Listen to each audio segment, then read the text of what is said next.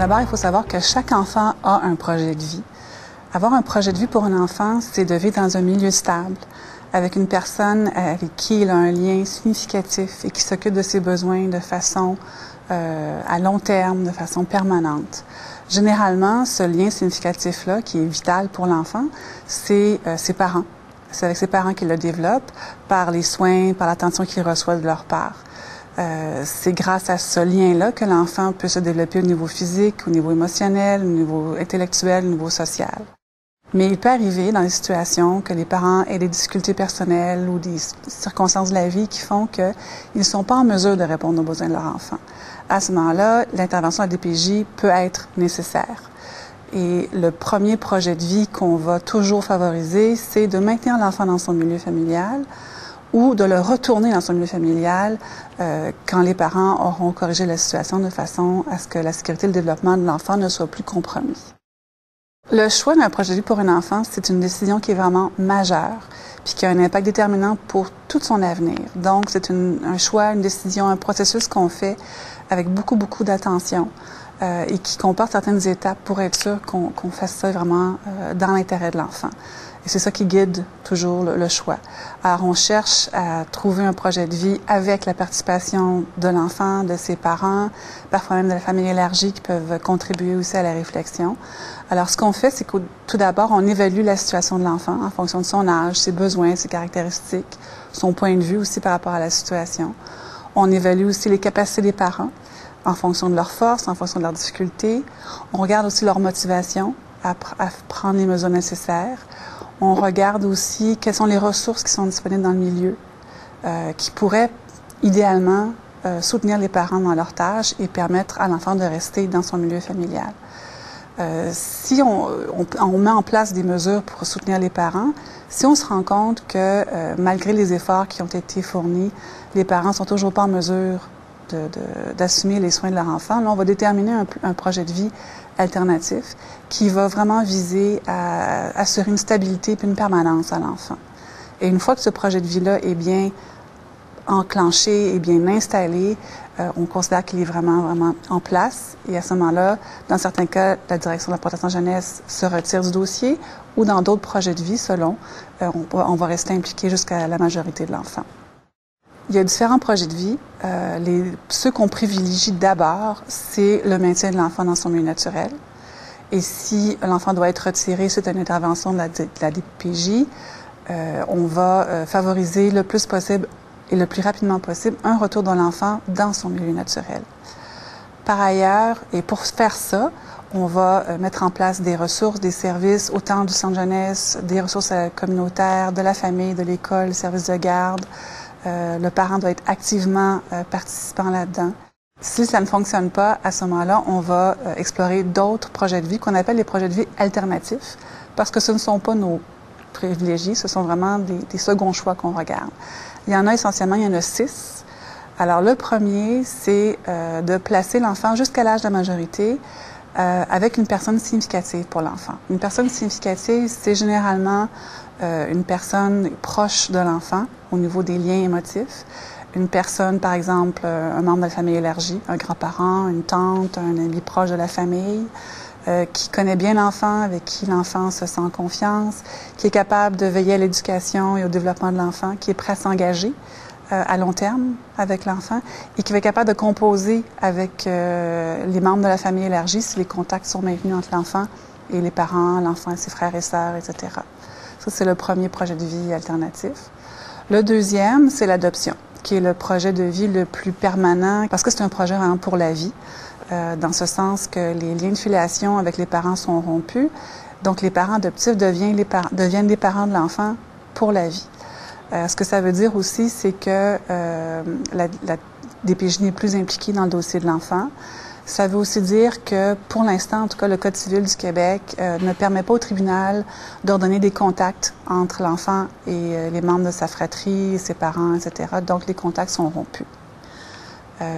Le troisième projet de vie alternatif, c'est la tutelle ordonnée par le tribunal.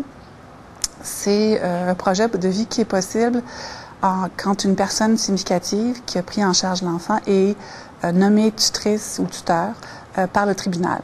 Et ça dure jusqu'à l'âge de 18 ans de l'enfant. Le tuteur demeure essentiellement responsable des décisions mineures et majeures par rapport à l'enfant.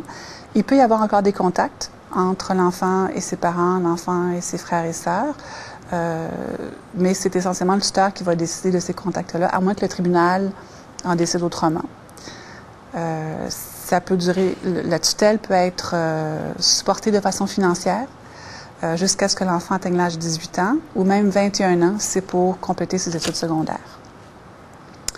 Le quatrième projet de vie alternatif, c'est le placement jusqu'à majorité en famille d'accueil. Ça, c'est un projet de vie qui peut être considéré comme un projet de vie quand la famille d'accueil est prête à s'engager à long terme. C'est le directeur de la protection de la jeunesse qui évalue la famille d'accueil et qui la choisit. Et ça veut dire à ce moment-là que le parent, à moins que le tribunal en ait décidé autrement, conserve l'autorité parentale, prend encore les décisions majeures et l'enfant peut encore voir ses parents, sa fratrie, les personnes importantes pour lui, à moins que le tribunal en décide autrement.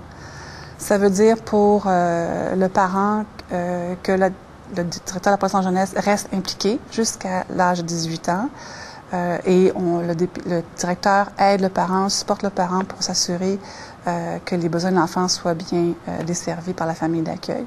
Le parent doit aussi payer une contribution financière au centre jeunesse, qui lui, en revanche, a un contrat avec la famille d'accueil.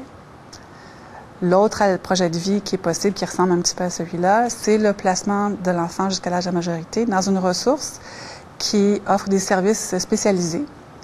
Ça s'adresse, ces projets de vie-là, à des enfants qui ont des besoins un peu plus spéciaux. Exemple, des déficiences physiques ou intellectuelles sérieuses ou un sérieux problème de santé mentale.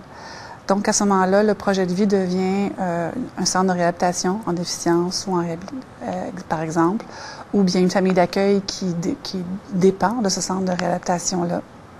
Donc, le directeur de la protection de la jeunesse continue son intervention jusqu'à l'âge de 18 ans encore, s'assure que les besoins de l'enfant sont bien répondus par le centre ou par la famille d'accueil. Là encore, il faut s'assurer que cette ressource-là est en mesure de rester impliquée et de s'engager jusqu'à l'âge de la majorité de l'enfant. De la même façon, les contacts avec les parents peuvent continuer. L'engagement des parents, s'il est actif, peut demeurer. Et le directeur de la protection de la jeunesse va supporter les parents là-dedans.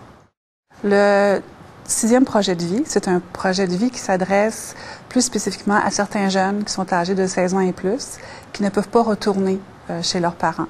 Donc, le but de ce projet de vie-là, c'est de les préparer à la vie autonome, en leur apprenant, par exemple, comment assumer leurs besoins financiers, comment habiter en appartement, comment trouver un emploi, comment maintenir un emploi ou terminer leur scolarité, comment s'insérer dans la société de façon productive et positive. Et ce projet de vie-là se fait à partir de différents milieux de vie. Donc, l'enfant peut le faire à partir d'un centre de réadaptation, à partir d'une famille d'accueil, à partir aussi d'une ressource communautaire. Il peut habiter en appartement supervisé, il peut aussi même être en appartement autonome. Les parents peuvent demeurer impliqués. C'est encore eux, à moins que le tribunal en décide autrement, qui ont l'autorité parentale. Donc, pour les décisions majeures, ils demeurent encore toujours responsables. Par exemple, le jeune qui n'a pas 18 ans, il y a des choses qu'il ne peut pas signer au niveau légal. Par exemple, signer un bail. Donc, ce sont les parents qui sont encore responsables de signer ce bail et qui sont responsables de l'enfant jusqu'à ses 18 ans. Les durées maximales de placement sont un délai à l'intérieur duquel une intervention doit être complétée pour pouvoir retourner l'enfant chez lui. Quand un enfant est retiré de son milieu familial, compte tenu que l'enfant, la notion du temps, c'est pas la même chez les enfants. Et plus l'enfant est jeune, plus cette notion-là est différente de celle de l'adulte. Il faut qu'on s'assure, pour éviter qu'il y ait des déplacements inutiles, pour éviter que l'enfant vive des traumatismes, il faut qu'on s'assure de retourner l'enfant chez lui le plus tôt possible. Donc, la loi a prévu des délais très précis à l'intérieur desquels les parents doivent démontrer qu'ils ont corrigé la situation pour qu'on puisse retourner l'enfant chez eux. Donc, par exemple, pour les enfants qui ont moins de 2 ans, ce délai-là, c'est 12 mois. Pour les enfants qui sont âgés entre 2 ans et 5 ans, le délai, c'est de 18 mois, alors que pour les enfants qui ont 6 ans et plus, le délai, c'est de 2 ans. Si au bout de ce délai-là, les parents ne sont toujours pas en mesure de répondre aux besoins de l'enfant, à ce moment-là, le tribunal va déterminer un projet de vie alternatif qui va assurer une stabilité puis une permanence à l'enfant.